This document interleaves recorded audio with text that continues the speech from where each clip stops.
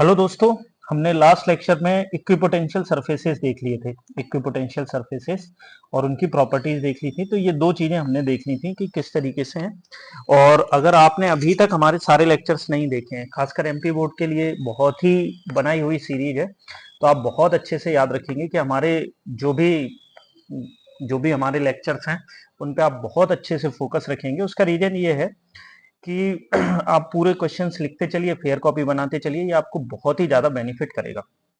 तो चलिए, सबसे पहले अगले क्वेश्चन पे बढ़ने से पहले हमें एक कंसेप्ट को क्लियर करने की जरूरत है। तो उसको अगर मान के चलिए कि हम ये कोई पॉइंट है, इससे एक लाइन इस तरीके से ड्रॉ कर दें और एक दूसरा पॉइंट उससे ये दूसरी, एक मिनट जरा वो दोबारा से बनाना पड़ेगा, वो थोड़ा ज्यादा गड़बड़ हो गया है।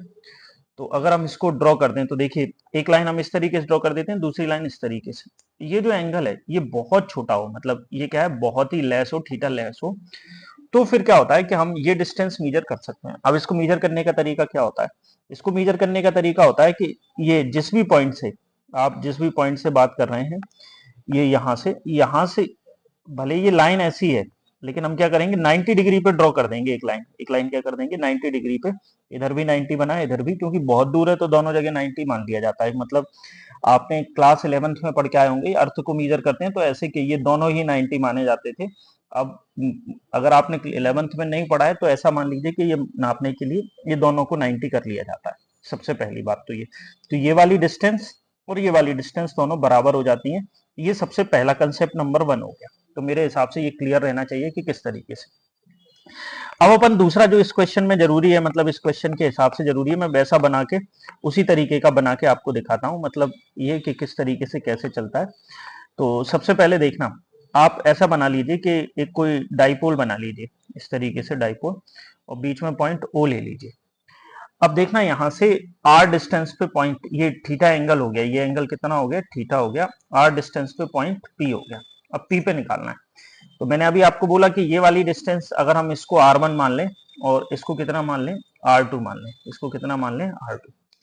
तो अब देखना, आप जो R1 है, मतलब ऐसे R1, इसको निकालने के लिए क्या करेंगे, इसको आगे बढ़ाएंगे, इसको आगे बढ़ाएंगे और इसको इस तरीके से ज्वाइन कराएंगे, इससे कि यहाँ 90 डिग्री बन जाए, यहाँ कितना बन जाए, 90 डिग्री बन जाए। तो इसको A ले लो, इसको B ले लो आप, और इसको M ले लो, मतलब ऐसे। अब देखना, यहां से मान के चलिए कि हम इसको, इस वाली डिस्टेंस को A ले लेते हैं, इस वाली डिस्टेंस को भी A ले लेते हैं। तो अब ये दोनों डिस्टेंस बराबर होती हैं। R1 इज इक्वल टू कितना होगा, R1 is almost equal to, almost के बराबर होता है MP या PM जिसको कहें। तो MP में एक तो ये आ गया, ये जो बीच वाला डिस्टेंस है, ये जो हम R ले रहे थे, ये R। तो सबसे पहले ये तो R1 is equal to R तो आ ही गया, प्लस R के बाद प्लस में क्या आ जाएगा, ये नीचे वाला हिस्सा जो आपको दिख रहा है, ये वाला हिस्सा आ जाएगा। ये कैसे निकालेंगे, तो ये क्या है, पहले इसको लिख लीजिए OM। इसको कैसे लिख लीजिए, OM लिख लीजिए। अब देख लीजिए सबसे पहले यहां से कि OM को कैसे निकालेंगे। ये ट्राइंगल आपको दिख रहा है AMO, ये मैंने साइड में बना लिया, AMO। यहां से प्लीज अच्छे से देखना आप लोग, नहीं तो दिक्कत हो जाएगी, क्योंकि ये समझ में नहीं आता। ये इस तरफ थीटा है तो अंदर भी थीटा हो जाएगा, तो ये हो जाएगा थीटा। अगर मैं ऐसे लिख दूं ये यहां से कि MO upon AO is equal to cos theta, तो कोई दिक्कत, तो यहां से MO इज इक्वल टू हो जाएगा AO cos theta, AO cos theta, ये वैल्यू हो जाएगी। तो MO की वैल्यू कितनी हो जाएगी, MO की वैल्यू हो जाएगी AO कॉस थीटा। AO क्या है, AO आप देखो A है, तो ये क्या हो जाएगा, R1 is equal to R plus A cos theta. सबसे पहले तो R1 की वैल्यू निकाल के मैंने रख ली। आप लोग प्लीज ये पूरा नहीं निकालेंगे, क्योंकि हमें केवल उतना याद रखना है, ये ज्योमेट्री पूरी याद भी नहीं रखनी, पेपर में कभी भी नहीं आएगी। लेकिन इस तरीके से सॉल्व करना इसलिए जरूरी है कि बाई चांस कभी ऐसे होता है ना कि हमें बिल्कुल प्लेन डेरिवेशन दे दिया, एनसीईआरटी में जैसा दिया वैसा ही करिए। वो जिस तरीके से लोग करा देते हैं कि नहीं, एक पॉइंट यहाँ एक्सिस पे मान लिया, एक बीच में मान लिया, वो नहीं है, वो हम कर लेंगे, मतलब अभी लास्ट में जाके हम कर लेंगे, उसको इसी में ज्वाइन कर लेंगे। तो मेरे हिसाब से आपको R1 की वैल्यू आपने निकाल दी होगी, कोई दिक्कत की किसी तरीके की बात नहीं आनी चाहिए। आप जब तक इसको रिकॉर्ड कर लीजिए कहीं रफ में, और फिर इसको दोबारा जिससे आप देखेंगे तो काम आपका आसान हो जाएगा। और अगर आप पहली बार देख रहे हैं तो हमारे चैनल को प्लीज सब्सक्राइब कर लीजिए। सब्सक्राइब करने के बाद क्या करेंगे, नोटिफिकेशन के लिए मार्क कर दीजिए, प्लीज नोटिफाई कर दीजिए। उसके अलावा सबसे जरूरी काम है कि शेयर जरूर कर दीजिए ज्यादा से ज्यादा लोगों को। एमपी बोर्ड के जो भी बच्चे हैं एमपी बोर्ड के जो भी बच्चे हैं उन बच्चों को आप शेयर कर दीजिए। ये क्लियर सी बात है। आप जैसे ही उन बच्चों को शेयर करेंगे वो लोग हमें लाइक देंगे, जितने लाइक आएंगे फिर थर्ड चैप्टर के आगे हम तभी बढ़ेंगे। हमने पहले भी बोल दिया है। मेरे हिसाब से R1 की वैल्यू क्लियर है और मैंने साइड में लिख दी, कोई दिक्कत नहीं है किसी तरीके की। R1 की वैल्यू क्लियर हो जाएगी। अब यहां से इसको अपन दोबारा बनाने के लिए मैं जा रहा हूं, ये हो गया जितना, उसके बाद दोबारा बनाने के लिए चलते हैं। अब अपन ने क्या किया यहां से, एक मिनट जरा, अब मैंने क्या किया यहां से, ये वाली लाइन दोबारा से ड्रॉ कर ली, ये ओ दोबारा से ड्रॉ कर लिया। अब देखना ये वाली डिस्टेंस नापनी है तो ये वाली डिस्टेंस पे यहां से फिर दोबारा डालना पड़ेगा, इसको एन नाम दे देते हैं, एन नाम दे देंगे। तो अब क्या होगा, R2 is equal to OP के, R2 is equal to P N के बराबर हो जाएगा। काय के बराबर हो जाएगा, पी एन के, क्योंकि ये बहुत छोटा एंगल मानते हैं इसको, ये मैंने अभी बताया। लेकिन अब पीएन कैसे निकालेंगे, तो पीएन निकालने के लिए हम क्या करेंगे, इसको ओपी माइनस ओ एन, ये कर दिया। देख लीजिए आप, पूरा ओपी है यहां से लेके यहां तक का, उसमें से ओ एन माइनस कर दीजिए तो पीएन आ जाएगा, दोनों को बराबर। R2 is equal to OP की जगह, ओपी तो आपको पता है, ओपी की जगह तो आर रखना है, माइनस ओ एन। अब ओ एन निकालते हैं, तो ओ एन निकालेंगे तो आप देख लीजिए ये वाले ट्राइंगल है, इस वाले ट्राइंगल से आप निकालने जाएंगे, जैसे अभी हमने निकाला, ये नीचे ए है तो ये क्या हो जाएगा, O N upon a is equal to cos theta, ये हो जाएगा। तो O N is equal to a cos theta हो जाएगा, मतलब आर माइनस ए कॉस थीटा, ये हो गया। तो ये R2 की वैल्यू हो गई। ये हमने R1 और R2 दोनों की वैल्यू निकाल ली। और अगर आपको ये काम आ गया है तो आपका काम बहुत ही आसान हो गया है, आप कल्पना नहीं कर सकते इतना आसान आपने काम कर दिया है, ये अपने को याद रखना है। अब अपन चलते हैं अपना क्वेश्चन नंबर 6, जो भी क्वेश्चन नंबर 6 है। क्वेश्चन नंबर 6 है डेराइव फॉर्मूला फॉर पोटेंशियल, ये लिख लीजिए, डेराइव फॉर्मूला, क्वेश्चन नंबर 6 लिख लीजिए, for potential due to electric dipole, सबसे पहले। और अगर आपने, प्लीज शेयर करते रहिए, आप शेयर करेंगे 100 लाइक्स आएंगे तो मैं आपके लिए टेलीग्राम ग्रुप खोल दूंगा, जिसमें हर चैप्टर में 100 ओटी आपको मिलेंगे, हर चैप्टर में 100 ओटी मिलेंगे, जो सॉल्यूशन आपको मिल जाएगा, जिनको करने से आसान काम हो जाएगा। अब देख लीजिए मैंने क्या किया, एक ए बी करके डाइपोल मान लिया, जिसमें यहाँ माइनस क्यू है, यहाँ प्लस क्यू है, ये डिस्टेंस लिखी नहीं है, ये ए डिस्टेंस है। आप लोग अपनी कॉपी में इसका करेक्शन कर लेना, ये अभी खाली था तो अभी ये ए। बीच वाली डिस्टेंस को आर मान लिया और इधर वाली को R1, इधर वाली को R2, जैसे अभी हमने किया था वैसा का वैसा काम कर लिया। ये इंग्लिश में लिखा हुआ है, एक बार पढ़ लीजिए, ये बिल्कुल सीधी सीधी जो हमने यहाँ डायग्राम में है। Let A B is dipole with charge value q, charge value q है, माइनस क्यू प्लस क्यू, तो q charge value, and distance 2 है तो ए कर दिया, and a point P is at r distance from mid point of dipole, जो mid point है वो ये डाइपोल, उससे आर डिस्टेंस पे है, and potentials of P by A and B are V1 and V2 respectively, और इनके potential V1 V2 हैं, जो भी पॉइंट ए एंड बी हैं, मतलब ए की ये पोटेंशियल सेट P, मतलब इसका मतलब क्या है कि पॉइंट P पे ए की वजह से पोटेंशियल कितना हो जाएगा, ए की वजह से V1 हो जाएगा और बी की वजह से कितना हो जाएगा V2, ये रिस्पेक्टिवली का मतलब ये होता है। अब मैंने यहाँ लेट कर लिया AP को R1 और BP को क्या R2 कर लिया, तो देख लीजिए AP को R1 और BP को R2, ये। और आप चाहें तो इंग्लिश में और भी शॉर्ट लिख सकते हैं, ऐसा जरूरी नहीं है कि इतना ही लिखा जाए, इतना ही डिटेल में सब कुछ लिखा जाए, ये आवश्यक नहीं होता है, आप थोड़ा सा शॉर्ट भी लिख सकते हैं, कोई दिक्कत की बात नहीं। तो ये ए हो गया, ये भी ए हो गया। अब अपन आगे चलते हैं, टोटल पोटेंशियल एट पी। अब पोटेंशियल क्या होता है, स्केलर क्वांटिटी होती है। पोटेंशियल कैसी क्वांटिटी होती है, स्केलर। क्यों होती है ये मैंने बताया था कि पोटेंशियल को स्केलर क्वांटिटी क्यों मान के चलते हैं, उसका रीजन आप कमेंट बॉक्स में लिख दीजिए। तो दोनों को जोड़ दिया V1 प्लस V2, तो V1 निकालेंगे तो Q अपॉन R फॉर्मूला होता है, क्या होता है 1 upon 4 pi epsilon not Q upon R formula होता है। R की जगह AP रख दिया V1 के लिए, देख लीजिए AP रख दिया R की जगह, ये AP हो गया। V2 के लिए कितना रख दिया, BP रख दिया Q अपॉन BP, तो Q अपॉन BP है यहाँ से डिस्टेंस, तो ये VP रख दिया। अब इसके बाद आगे बात करते हैं, दोनों में से जो कॉमन आ रहा है, Q कॉमन आ रहा है एक, तो आप देखो दोनों जगह से 4 पाई एप्सिलॉन 0 नीचे से, तो ये मैंने कॉमन ले लिया, अंदर बचा 1 upon AP plus 1 upon BP। अब AP जो है, AP है R1 और BP कितना है R2, आप ऐसे लिख लेना R1 is equal to AP R2, और ये मैंने डायरेक्ट लिख दिए। आपको अगर पेपर में आ जाए तो आप प्लीज डायरेक्ट लिख देना, याद कर सको तो याद ही कर लेना कि AP R plus A cos theta है और BP R minus A cos theta है, इससे आपका काम आसान हो जाएगा। पूरा ऐसे पढ़ने की जरूरत नहीं, मतलब करने की जरूरत नहीं है अलग से कि जैसे हमने शुरू में करके दिखाया था वैसे पूरा करने की जरूरत नहीं। अब अपन देखते हैं कि आगे के और क्या क्या चीजें हैं, किस किस तरीके से काम कर रही हैं, आगे देखते हैं।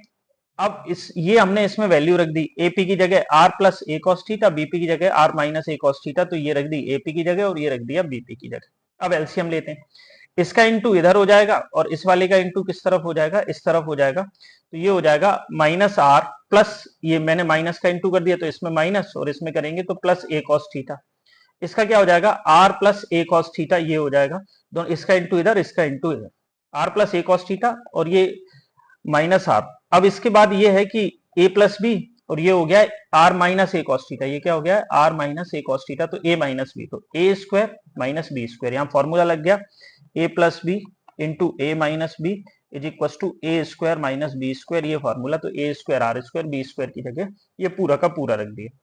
ऊपर हम गए तो देख लीजिए ये आर प्लस का है और ये आर माइनस का है, दोनों आपस में कैंसिल हो गए, ए कॉस थीटा कितने हो जाएंगे 2a कॉस थीटा, ये हो जाएंगे। इसके बाद आगे देखते हैं r square minus a square cos theta.